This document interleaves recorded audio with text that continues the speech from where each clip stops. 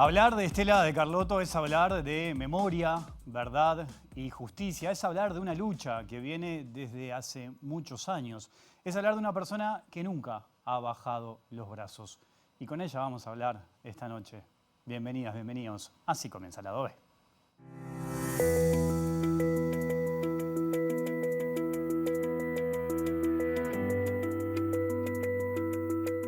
Comunica a la población que a partir de la fecha el país se encuentra bajo el control operacional de la Junta Militar.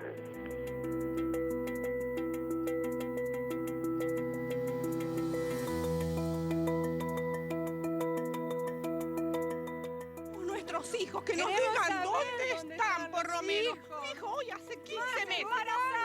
¿Dónde están los bebés? A ver dónde están.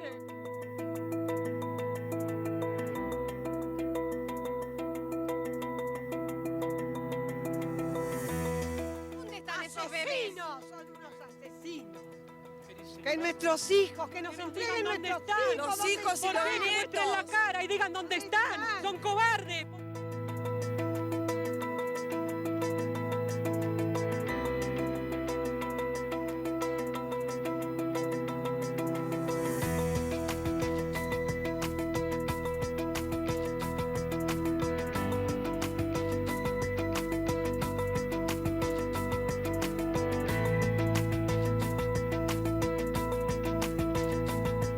Y es un gusto que nos damos esta noche en vivo aquí en Lado B, en la pantalla de TV Ciudad, a recibir precisamente a Estela de Carlotto, presidenta de Abuelas de Plaza de Mayo. Estela, un gusto enorme recibirte acá en Lado B. Bienvenida, ¿cómo estás? Bueno, muy bien y muchas gracias por recibirme. Bueno, te agradezco porque sé que es un día intenso, sé que estás aquí en Montevideo porque mañana vas a participar también del traspaso de mando, pero hoy estuviste en la chacra con Mujica, recibiste un reconocimiento en la Intendencia de Canelones, ha sido un día bastante Sí, intenso. sí, ¿Cómo de ayer fue? también, ya van Ajá. casi 2 días de mucha actividad y de, bueno, cumplir con lo que yo quiero también, me acompañan, y ponerme en contacto con la realidad de este país. Y bueno, con el Mujica realmente fue un gustazo, ¿no? Que lo encontré bastante bien dentro de su seria enfermedad. Y bueno, deseándole lo mejor, la verdad que él dice que se muere, pero me parece que es una persona que no se va a morir nunca, Ajá. porque es el ejemplo. Yo lo conozco desde hace tantos años, he acompañado muchas actividades acá en Montevideo, lógicamente buscando también los nietos desaparecidos Claro. en este país. Y siempre lo vi tan activo, tan sereno y bien, ¿no?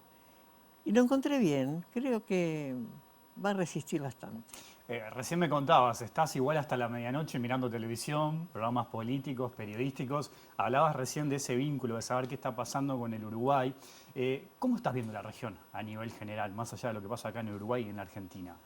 Bueno, en Argentina es un desastre. En Argentina vivir incomodarse siempre en escuchar al presidente y a su séquito de sus ideas, sus viajes, sus rarezas y actividades que no son propicias para un presidente. Se puede ser simpático, pero no payaso.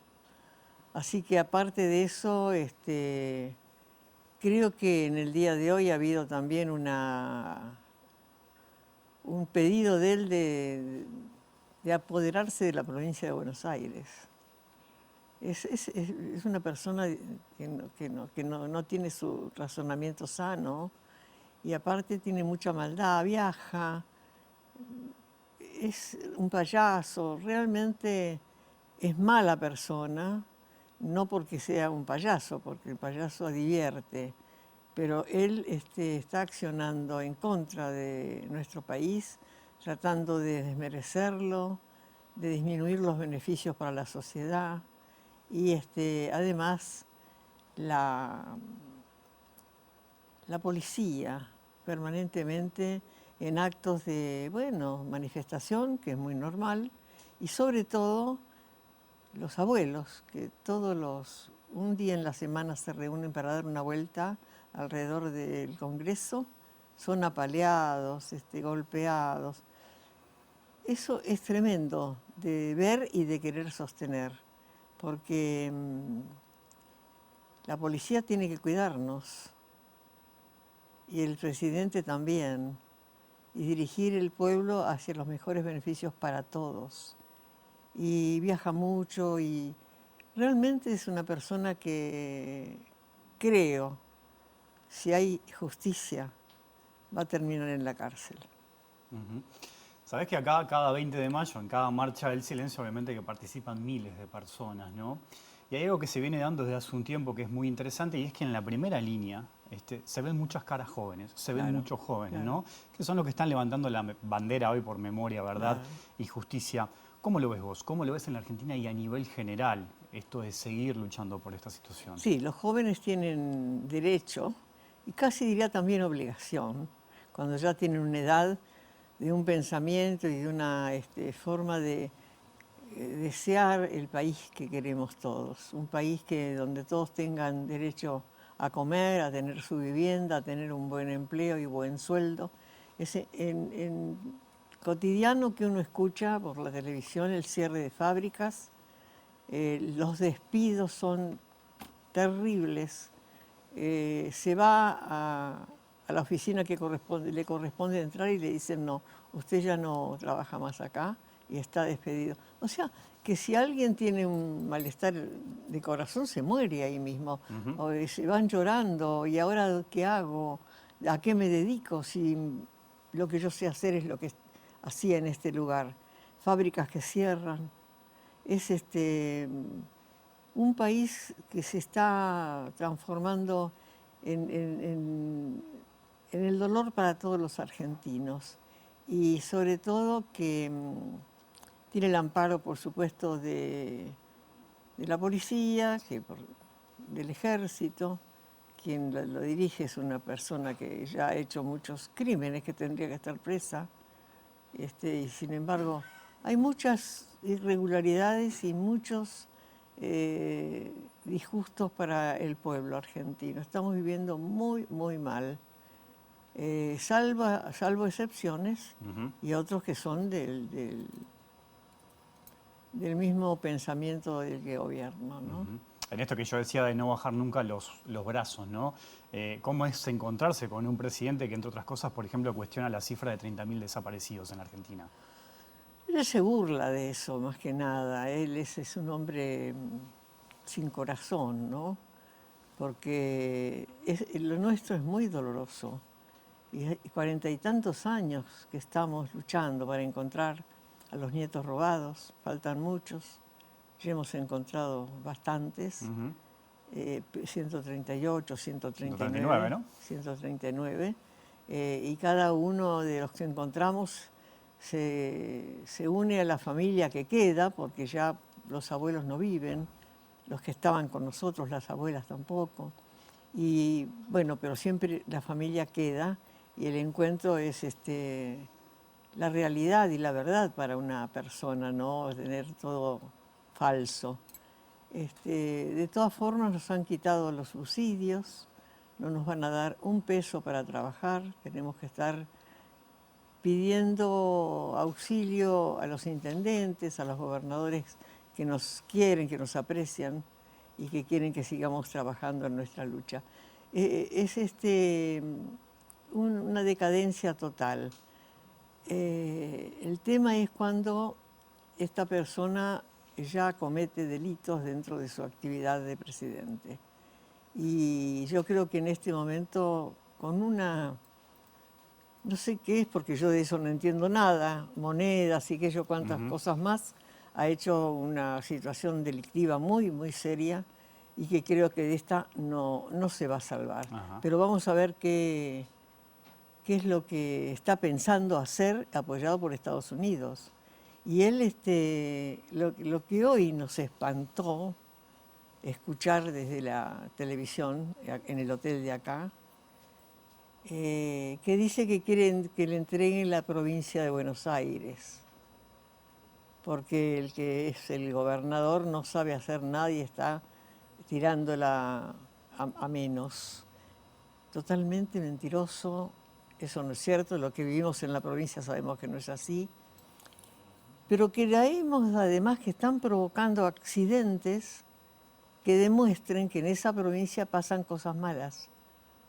O sea, son capaces, porque hubo un accidente con una nenita de 7 años, tremendo, que provocar esas cosas para demostrar que el gobernador de esa provincia no gobierna bien. Es un espanto esto que te estoy diciendo y que estamos viviendo los de la provincia.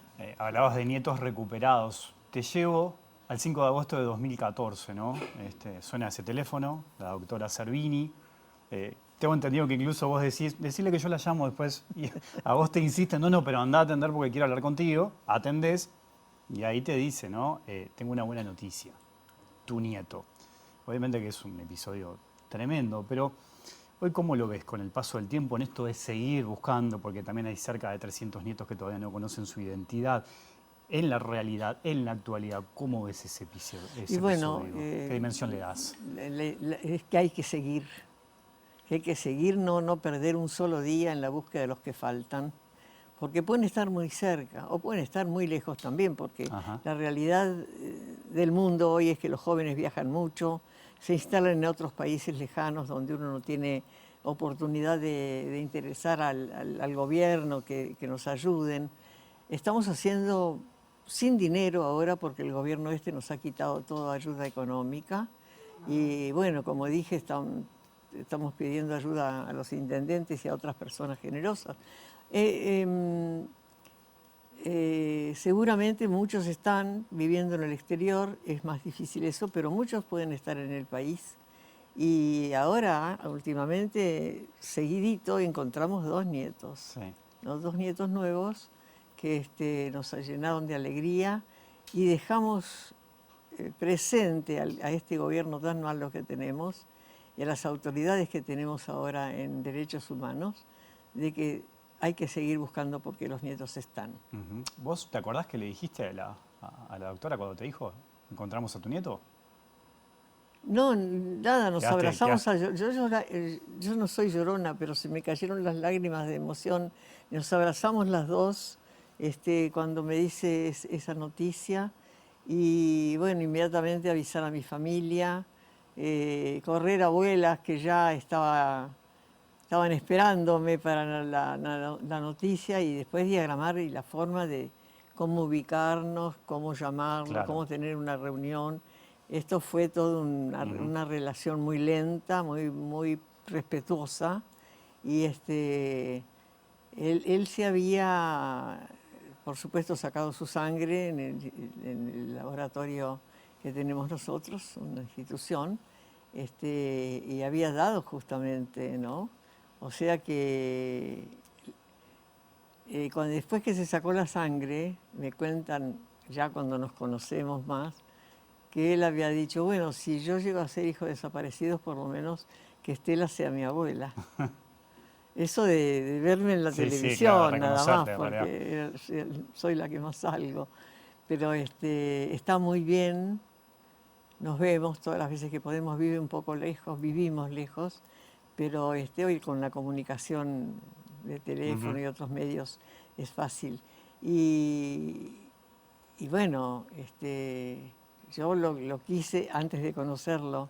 Hay una historia hermosa que te escuché una vez decir, que vos habías escrito, cuando calculaste más o menos que él tenía 18 años, vos le escribís una carta que la publica Página 12, en la que te imaginás que es músico, ¿no? Porque ahí le hablas del abuelo y todo, y él es músico en realidad. Músico, ¿Eso bueno, cómo lo explicás? son eso? esas intuiciones que uno imagina pensando en la familia. Y efectivamente, sí, es músico, compone, también es docente. Sí, sí. Y Pero ¿y qué fue que pensaste? Dijiste, debe ser salió músico. solo, ¿viste? Te salió solo una ahí. cosa premonitoria, porque yo que me podía haber dicho que era constructor de casas, claro. qué sé yo. Claro. No, porque realmente la mamá, Laura, mi hija, de música no tenía nada. No, al compañero de Laura yo no lo conocí tampoco, personalmente, No sé por qué dije eso. Eso son premoniciones que uno tiene a veces. Ujú.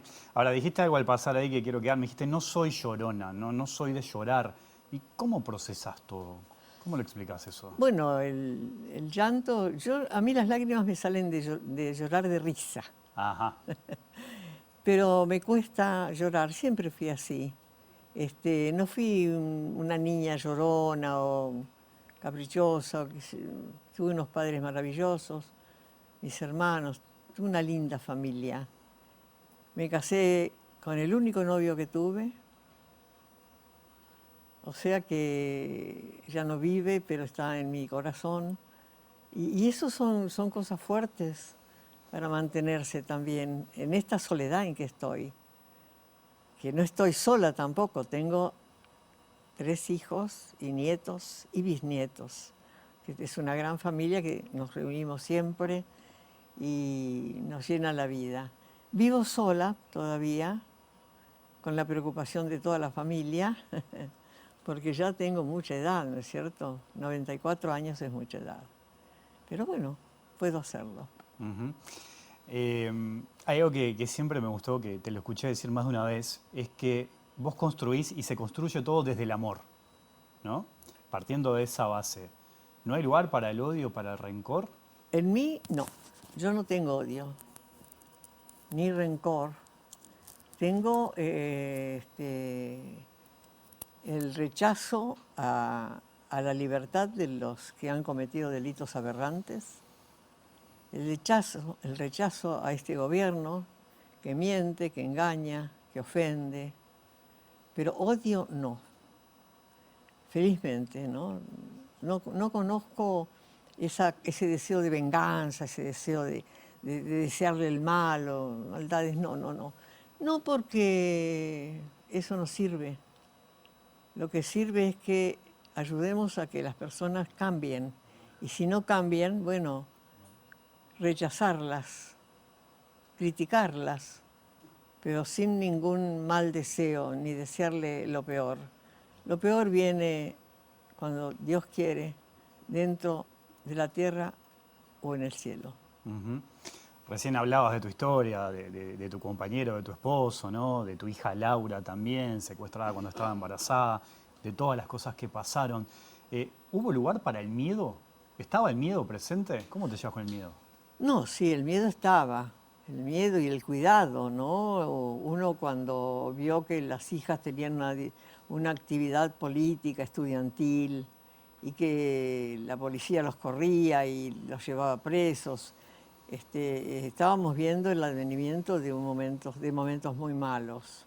Yo vivo en la ciudad de La Plata, que es una ciudad capital de la provincia de Buenos Aires, y ahí permanentemente las manifestaciones de los estudiantes, que así como se juntaban para 2 cuadras, no se veían en un segundo porque tenían esa inteligencia de cambiarse de lugar y el disimulo. Pero sabemos cuántos han sido secuestrados y cuántos son entonces los desaparecidos, sobre todo estudiantes. Ujú. Más allá de esto que contabas recién de la situación política que vive la Argentina, ¿sos optimista, más allá de lo que decías, de los pocos recursos, de que se pueda seguir avanzando, encontrándose con la verdad? Sí, yo soy optimista por naturaleza. Yo Ajá. siempre pienso en blanco, no en negro, ni tampoco, ¡uy, qué barbaridad! No. A ver, si hay que hacer algo, hay que hacerlo. Si se puede, bien, y si no, paciencia, pero hay que tratar de hacerlo. Yo creo, y es más, deseo, que este presidente actual que tenemos tenga el castigo de la justicia que merece por todo lo que ha hecho desde que es 1 año y pico de gobierno y ya está arruinando el país, vendiendo el país, cerrando hospitales, cerrando universidades, en fin, desprotegiendo, y a los jubilados les han dejado de dar todos los remedios, medicamentos que necesitan, que son carísimos. O sea que están matando a la gente de una manera u otra. Que esto se termine lo antes posible, sí, sin violencia, si es posible. Porque para tenerlo preso hay muchos datos, pero hay que tener el coraje de hacerle el juicio como corresponde con la justicia y que vaya a donde tiene que estar, que es la cárcel. ¿Y por qué crees que tiene esa actitud o que cuestiona cosas que pasaron, por ejemplo, en la dictadura argentina? Bueno, yo veo una maldad ahí, una maldad muy grande, una burla prácticamente a un pueblo que lo votó. Siempre fue payasesco, porque él las campañas las hacía con una especie de... La motosierra, sí. Sí, claro. ¿Y eso qué era? Era violento, era además muy, muy payasesco, pero mal, no sé, una persona desagradable. Que si fuera buen gobierno, lo desagradable lo dejamos de lado. No tiene por qué ser simpático, pero es una mala persona. Y está en compañía con gente de Estados Unidos haciendo desastres. Y bueno, ahora ha, digamos, robado a través de unas monedas, unas cosas que yo mucho no entiendo, de venta y todo lo demás a la gente, ha cometido delitos, ¿no? O sea que ahora hay motivos. El tema es que hay que tener la actitud para darle el castigo a ese delito, que es lo que yo veo muy débil. Bueno, por estas horas, como decía, te tenemos acá en Uruguay, más precisamente en Montevideo. ¿Cuál es tu vínculo con nuestro país? Es un vínculo, primero duro, doloroso, por lo que a nosotros nos tocó vivir, porque también de acá desaparecieron niños. Y acá también hubo desaparecidos, personas, ¿no? Y se venían las madres uruguayas a Buenos Aires, o nosotros veníamos acá al Uruguay a acompañarlas, a ver alguna actividad, alguna noticia, algo que ya nosotros habíamos aprendido y que por ahí las mamás de acá no lo sabían. Esa relación existió, muy grande y dolorosa, por supuesto. Y aparte de eso, bueno, ya cuando vinieron los gobiernos constitucionales, la amistad con el pueblo, y para mí es un placer esta invitación a estar acá en estos días, donde va a asumir un nuevo presidente y que parece que lo quieren mucho. ¿Te genera alguna expectativa a este cambio de gobierno acá en el Uruguay? ¿Expectativa? Sí. Y sí, una expectativa de un gobierno que va a cumplir como corresponde al pueblo que gobierna. Estela, te agradecemos mucho tu visita esta noche aquí a la OE. Bueno. Te dejamos descansar, sabemos que fue un día intenso y mañana también será un día largo. Gracias. No, al contrario, gracias a ustedes primero por invitarme a este medio y a todos los que me invitaron a venir, que estoy un poquito cansada por la edad que tengo, pero el corazón late fuerte y voy a estar acompañando este momento de cambio de gobierno. Gracias, hasta la próxima. Gracias. Hacemos una pausa y más la OE aquí en la pantalla de TV Ciudad.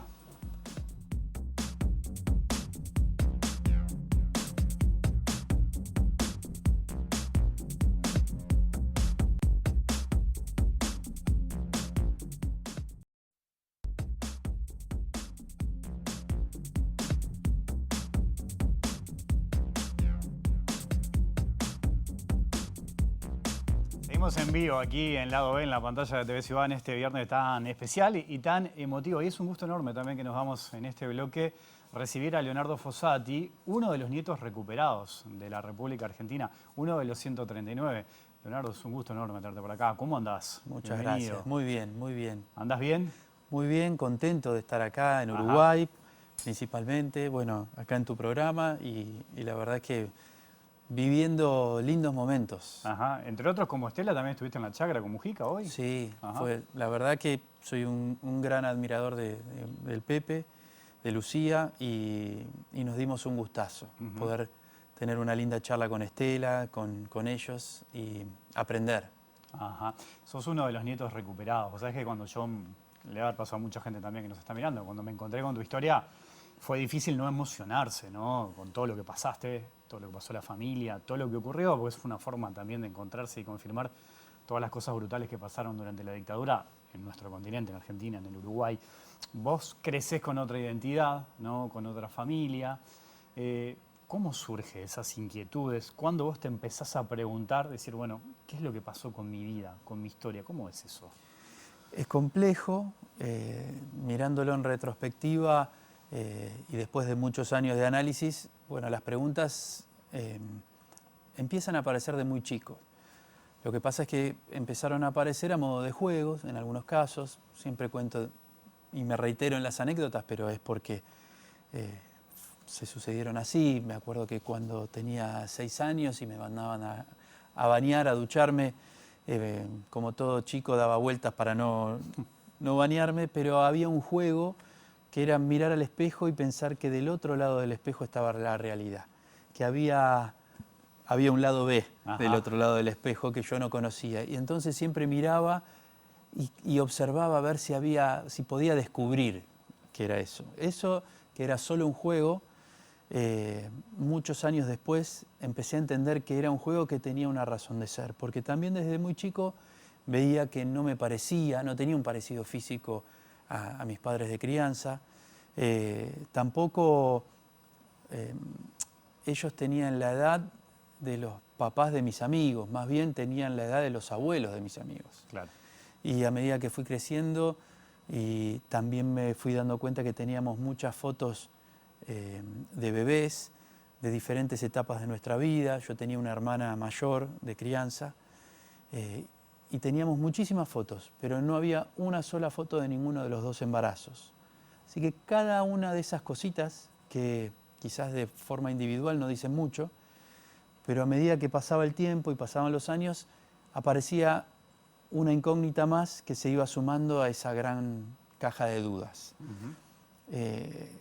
Y al punto tal que ya en el colegio secundario todas estas dudas empezaban a conformar ya una sensación de que algo estaba pasando que yo no sabía.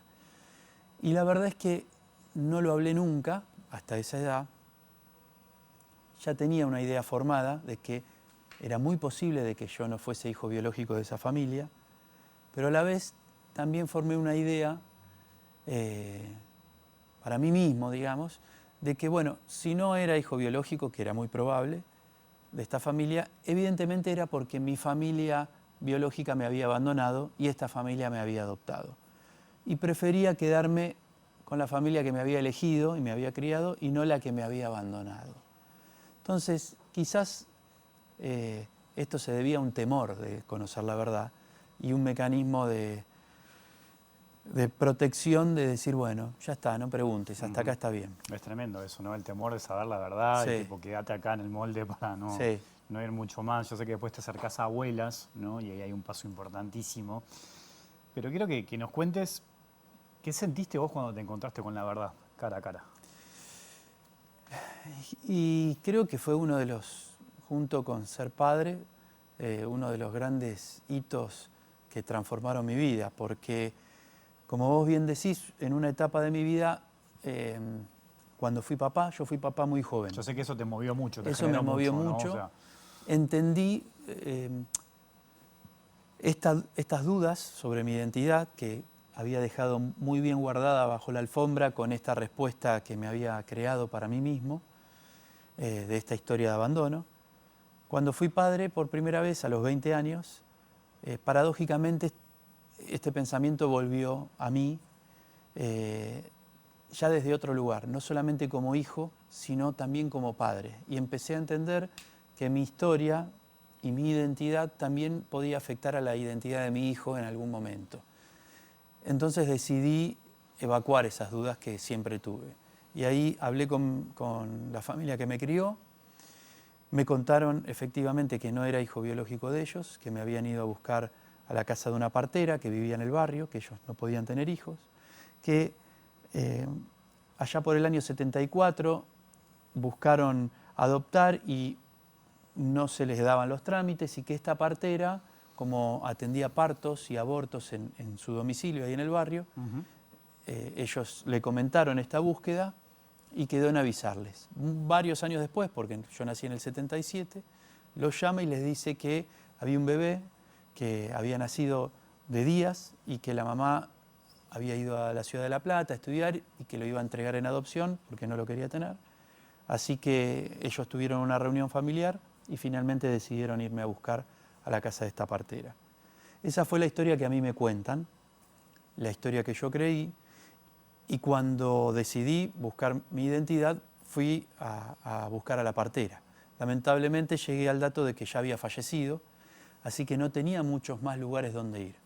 Y fue una amiga que me recomendó ir a Abuelas de Plaza de Mayo, porque a pesar de que yo no fui criado por una familia ni de militares ni de policías, ni tampoco ideológicamente coincidentes con la dictadura, esta amiga me contó que Abuelas había restituido la identidad de muchas personas que inclusive habían sido adoptadas.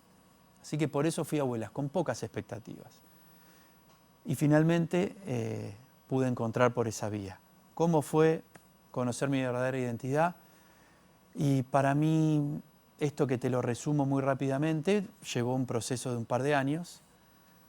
Así que fue llegar a conocer algo que para mí era prácticamente imposible, porque no había registro alguno, porque todavía pensaba en esa historia de la partera, y como fui apropiado como hijo biológico, no había ningún tipo de registro, es muy difícil encontrar esto. Pero el gran trabajo que han hecho las abuelas nos ha permitido a muchísimos argentinos conocer esta verdad. O sea que para mí era el fin de una búsqueda casi imposible. Pero a la vez era el comienzo de algo que no lo esperaba, porque yo en algún punto siempre me creía abandonado. Claro. Y a mí no me abandonaron. Mi mamá y mi papá ya tenían un nombre para mí, me deseaban y deseaban criarme. A mí me robaron la identidad y desaparecieron a mi mamá y a mi papá en el mismo lugar donde yo nací. Ahí, Leonardo, vos nacés en la comisaría, en la cocina de la comisaría 5 de La Plata, Sí. Un centro clandestino. Ahora yo te quiero preguntar por ese sitio porque tiene toda una historia, ¿no? Sí. Y de hecho hoy también sos protagonista de ese lugar. ¿Vos pudiste averiguar cosas de tus padres, por ejemplo, después con Sí, el paso del tiempo? mucho. A partir de mi familia biológica, con mis tías, con mis tíos, con primos hermanos, con una abuela, también con un abuelo que ya falleció, pero también con muchos amigos, compañeros y compañeras de militancia de ellos. También compañeros del colegio, en el caso de mi papá de rugby, que jugaba al rugby. Te puedo decir que de algún modo los conocí. Y lo más increíble es que esa identificación que yo no conocía y no tuve hasta los 28 años, la empecé a tener a partir de conocer las historias de mi mamá y de mi papá. Ahí empezaste a conectar a partir de las historias. Sí. Para que la gente lo tenga claro, vos llegás a Abuelas y cómo es el proceso por el cual vos te terminás enterando quiénes eran tus padres. Me presento con dudas sobre mi identidad en Abuelas de Plaza de Mayo. Ahí en la institución comienza una investigación por intermedio de la documentación que uno va llevando y empieza a entrecruzar estas carpetas y esta información con las denuncias que Abuelas fue recabando durante muchísimos años. Y daba la casualidad que había denuncias sobre mí en Abuelas.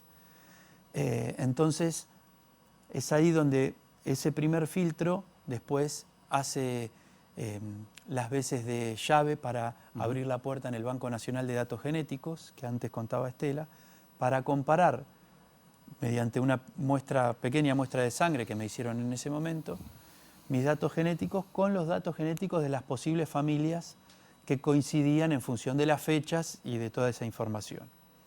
Así que finalmente ahí se pudo saber con certeza de prácticamente 100%, 99,99999%, mi filiación con la familia que me había buscado durante 28 años. Yo decía recién, ¿no? El lugar donde nacés, en esa comisaría, es como que la historia tiene algunas vueltas, ¿no?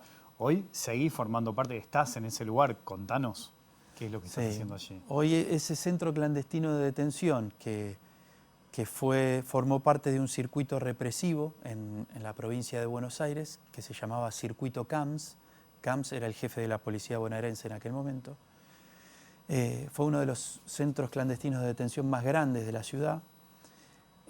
Bueno, luego del proceso judicial, de las políticas de memoria, verdad y justicia, en Argentina, luego de las leyes de impunidad, se vuelven a abrir los juicios y muchos sobrevivientes, testimoniantes, empiezan a reconstruir lo que fueron esos campos de concentración.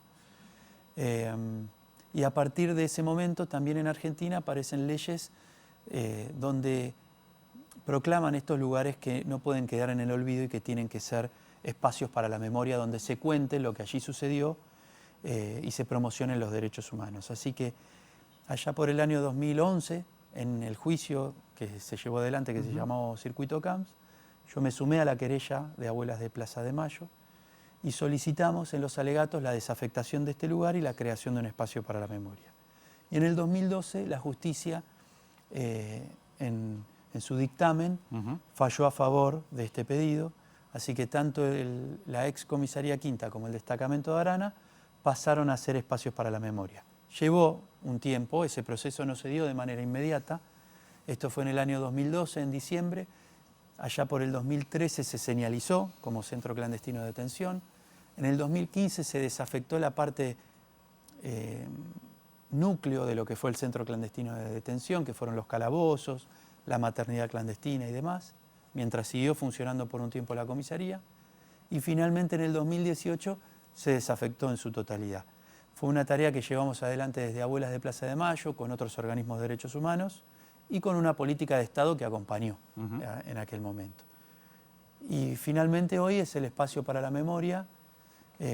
¿Y vos trabajás allí hoy? Yo soy el coordinador general. O sea, vos sos el coordinador general del lugar en el que Sí. naciste en clandestinidad. Sí, sí. ¿Y qué significa eso? Es un giro de la historia y de vida que es brutal eso. Sí. Para mí es una victoria enorme, una satisfacción enorme, porque mi deseo era que esto no quede en el olvido.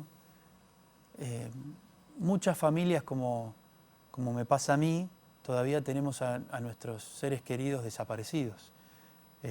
Buscamos los restos, en mi caso de mi mamá, de mi papá. Mi mamá cumplió los 18 años estando secuestrada, mi papá tenía 22. Mucha gente muy joven, niños han pasado por ese centro clandestino de detención. Y no podía quedar en el olvido el lugar de forma impune y funcionando una comisaría como si allí no hubiese sucedido nada. Y por allí pasaron cerca de 300 personas. Entonces, mi caso, como el caso del resto de los compañeros y las compañeras, merece ser recordado para verdaderamente construir una sociedad más justa y una democracia más completa. Entonces, cuando hoy vemos que es el espacio para la memoria de la provincia de Buenos Aires que más colegios secundarios recibe y que tiene propuestas educativas, propuestas culturales, siento un orgullo muy grande. Por supuesto que estoy yo solo acá en esta entrevista, pero es un equipo muy grande y muy comprometido que forma parte de este espacio para la memoria y que trabaja día a día y que se da una paradoja más. En ese mismo lugar donde a muchos de nosotros nos robaron la identidad, porque pasaron al menos 9 mujeres embarazadas y donde hubieron 2 nacimientos probados, el mío y el caso de Ana Libertad Barati de la Cuadra, que es otra nieta que también restituyó su identidad viviendo en Holanda. También pasaron otros nietos ya nacidos por allí que restituyeron su identidad. Hoy en día Abuelas de Plaza de Mayo tiene una sede en este lugar. En este mismo lugar donde a nosotros nos robaban la identidad, hoy en día las personas van con dudas sobre su identidad y se acercan a Abuelas y es desde allí donde se promueve el derecho a la identidad y donde se realizan jornadas de extracción de sangre del Banco Nacional de Datos Genéticos. Así que es una satisfacción enorme porque logramos transformar esa realidad. Y gracias también a las políticas de Estado. Hay un Estado presente, que es el Estado provincial, y se fue sumando el Estado municipal también, que acompañan estas políticas y que las sostienen. Estela comentaba que estamos viviendo una situación muy dura y compleja en nuestro país, desde muchos aspectos, pero en materia de políticas de memoria, verdad y justicia es tremendo. Está habiendo un desguace en todas las áreas. Así que tenemos que levantarnos y luchar más que nunca para sostener lo que ya se pudo lograr. Nuestra intención siempre es seguir avanzando y seguir encontrando nietos y poder finalizar con los juicios que todavía faltan y sostener esta democracia desde la verdad, desde la memoria. Pero bueno, lamentablemente estamos viviendo retrocesos que nunca pensamos que íbamos a vivir. Todo esto que estabas contando, que pasó, esto lo del sitio, es en La Plata, que pensaba que fue una de las ciudades que más sufrió, además, la dictadura. Todo lo que ocurrió en La Plata fue realmente brutal. Por eso también esto que estás contando y este objetivo que tiene ese centro y todo lo que pasa allí es súper interesante. Leonardo, ha sido un gusto enorme tenerte acá en la OB. Gracias por la visita, por esta charla, por contarnos tu historia y mucha suerte. Muchísimas gracias. Hasta la próxima. Un placer. Nosotros nos vamos. Mañana tenemos transmisión especial, desde las 11 de la mañana los esperamos y con Lado B el lunes a las 20. Que pasen bien, chau.